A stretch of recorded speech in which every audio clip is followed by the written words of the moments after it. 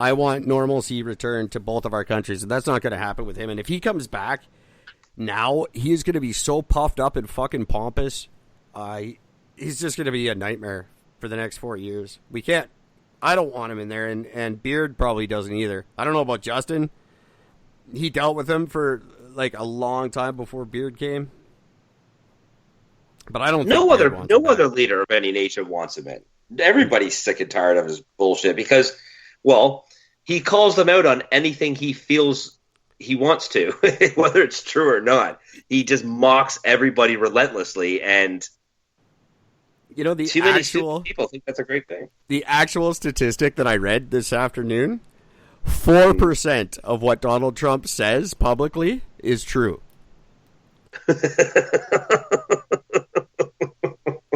4%. That's by PolitiFact, who's a fact-checking. Their name says it all. They fact-check politicians' statements. And during the course of his presidency, he averages 4% truth. 96% is complete fucking balderdash. I love that word. I never get to use that word. That was a fun game, too. It was indeed. I want him gone. I'm sick of him. Our country, I don't care. Nobody's better. Who gives a fuck? Trudeau can stay forever for all I give a shit. But I want Trumpy gone. I'm done with this. This is kind of like the last season of Jersey Shore. You went one season too long. You know, I've wanted him out since day one, but you know what? I want him back in for another 4. Because I think that this is the president that America deserves. Plain and simple. This is it. This Donald Trump is the epitome of what the whole planet thinks of your country. That's well said. He is the ultimate representation of what everybody hates about America. Trump is that person. So fuck you, America. Get him for another 4 years. You deserve it. You've worked hard to get here. You've imprisoned enough people. You've shot enough black kids. You deserve Trump. Well done. Keep him for another 4. Be great. Well, because know what's going to happen in another 4 years, Eric? Every other country is going to learn to be independent from America. That's what I would love to see happen. Now I want to fish out my MAGA hat. That is fucking great. I couldn't have said it better myself. Well said.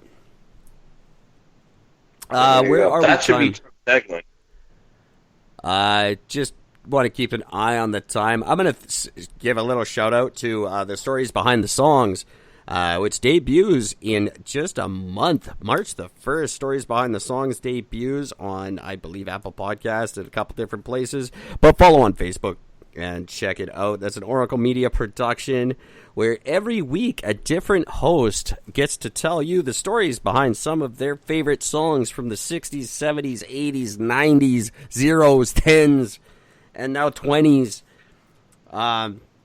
Great bands: Styx, The Cars, the Beatles, Silverchair, Pearl Jam, Bjork. The list goes on and on and on. It's a really neat show debuting March 1st. If you follow on Facebook, go to the Stories Behind the Songs page. There's contests and polls you can enter, and there's a Silverchair poll up right now asking which fan choice song, which song that I'm not featuring that the fans think I should. So if you're a Silverchair fan, go to the Stories Behind the Songs Facebook page and pick a song you'd like to hear more about.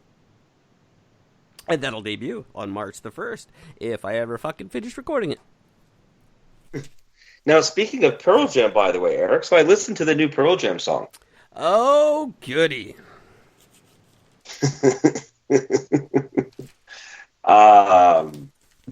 Jesus, what an abomination of music. I'm not judging until the album comes out on March 27th. I'm going to judge the album as a whole before I comment any further. I'm not judging the album. I can only base everything off of this one horrendously bad song that just came out. But my God, is it bad? It's like it's. The funny thing is the vocal singing. For me, doesn't even match the music. No. Like the music, it's like they just stole somebody else's music track and put Vedder's singing voice over top and said, fuck it, they'll listen to it. Kind of. And I appreciate how Pearl Jam tries to make every album very different. I like that. A lot of fans don't. I think it's very cool. But they've never just axed what makes them Pearl Jam, which is the amazing guitar work. And this song was like some fucking Rhodes piano or something. His voice, you're right, didn't match it. And it's not even his, like, singing. Even when it goes into the chorus, it's like he's on the phone, just, the fucking clairvoyants are dancing. I don't know. Yeah, there's no love for it. There's no excitement and passion in his voice. It's just him reciting lines, basically. And very uninspired lines. This song will make me a fan of older Pearl Jam stuff. Because like, wow, I can appreciate the other shit now. That the past is now and the future doesn't happen or whatever. Come on, dude. You can do better than that. You're just regurgitating statements from the Flat Earth Society. Give me a fucking break. If that's what he's doing, then it's great. If the song's a joke, if it's like, this song's making fun of Flat Earth, then I'm all over it. My opinion will change wholeheartedly. Something interesting in Pearl Jam. I just read an article with an interview with Dave Aberzies, who was technically their second drummer, but people know him as their first. And this claimed that Dave Aberzies got snubbed at their Hall of Fame induction. And I just want to say, nothing could be further from the truth. They very much spoke very kindly of Dave Aberzies and his contribution at the induction. They had Dave Kroonson there, who is their actual first drummer. He showed up on stage with them. And Dave Aberzies got much love from the entire band. So I didn't look who wrote this shit, but it's shit. I just wanted to clear that up. Somebody else, a drummer, who the fuck was it? Aerosmith? Can't remember. The drummer from Aerosmith, I think. They got inducted to something, and the drummer wasn't allowed to be there because he was temporarily not kicked out of the band, but basically his role in the band was put on hold because of I think it was a drug and alcohol addiction. And so he said, go and get clean. And when he sort of came back, when they were getting ready for the induction, they came back. It's like, well, I want to be there. I want to play. They're like, okay, you got 10 minutes. Play it. And he played, and they said no. They said, no, you're all over the fucking place. No. So he's trying to sue the band and everything else. And they're just like, look, we're not trying to take this away from you, but you can't fucking play right now. Yeah. What do you want us to do? Have the whole band sound like shit because you can't hold a fucking beat? You're the drummer. You're the driving force of the band to keep a solid timing and a solid beat. You can't do it. Fuck out of here. That sucks. And I know when I was in one band that had to be very seriously run like a business, the drummer, under SOCAN rules, the drummer was not a musician. The drummer unless he actively wrote the lyrics or a guitar part or something, but writing drums for a song does not qualify you as a musician under SOCAN rules. So he was just a hired help by the band. He was not a contributor, which I fully think is bullshit. That is bullshit. Holy crap. Yeah, I'm actually right. It's Joey Kramer from Aerosmith. Wow. Yeah, it was for the Grammys. That's what it was. They were being listed as like a lifetime thing for the Grammys. And he was not allowed to be there. Yep. And he's not allowed to be part of it. What the fuck? He's like, I believe he's 99, 104, something. He's not a young. What are you doing? Fucking tone it down. 69. He's 96. They got that backwards.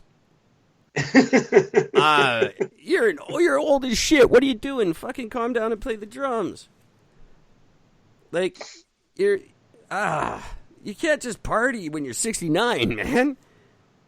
Look at what's going on around you. Fucking Ozzy's going down in a big way.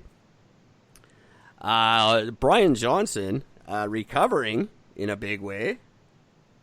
They just announced a 2020 tour. AC/DC did. Yes, they did. A 2020 farewell tour. Don't take Aerosmith with you. Because their drummer sucks, apparently. I'm very happy to see AC/DC playing, and I heard mixed things about whether it's Brian Johnson or Axl Rose, or maybe a combination of both. It's supposed to be Brian Johnson.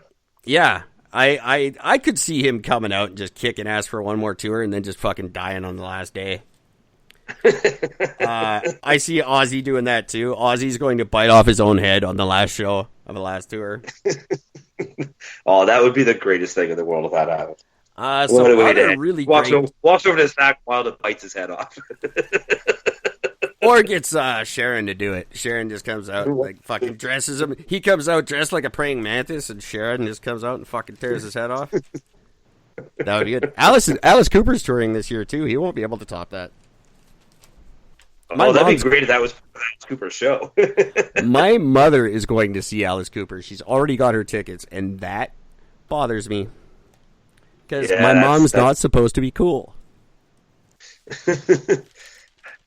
I still can't believe that Alice Cooper opened for Motley Crue. I'm still having a hard time swallowing that. Yeah, that's very strange. That was the tour I saw for the final tour of Motley Crue, and Alice Cooper opened, which is cool because I finally got to see Alice Cooper live. But I love Alice Cooper. I always have. I know he's a dorky old man who golfs, but that's not the guy on stage. No. And I love him for being so open about that. I think that's hilarious. He puts on his fucking little nice little outfit with his polo shirts and his fucking golfy pants and goes out there and drives the shit out of a ball, but yet goes out again with his eye makeup and he's on a team with Kenny G though. Like that's pushing it, Alice. Come on. You can I don't mind that you golf. That's cool. I can handle that. But you gotta go with fucking Kenny G. My God. You know you're awesome at what you do when you can get away with that. I guess so. I hope he's planning his murder though. I hope he's just setting him up. He's gonna use his head as a tee off next time. That would be amazing. I would love to see anything like that.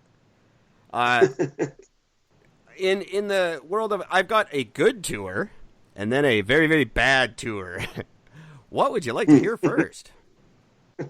Let's hear the good tour. I want to finish on a bad tour. Good tour. This is the Boston Calling Festival. Lineup: Red Hot Chili Peppers, Foo Fighters, Blink-182, Billie Eilish, my girl. And the original lineup of Rage Against the Machine. Oh, yeah, that's right. Forgot they were coming back for that. That's right. So very cool to see that. I think it's going to rock. See how fat it takes place during the Democratic National Convention. So Rage, Bernie Sanders has a Rage song as his campaign song, apparently. So fuck you! I won't. Would you tell me? Way to go, Bernie. I like it. That's cool. So they may be breaking to do that, then that will be where they end. But so, that's quick very question: cool. You think Zach De La Rocha's gotten fat? Oh, absolutely! I guarantee he has. I can't wait to see that. All angry, but he's all fat and shit with a big beard. Fuck you! I won't eat what you tell me.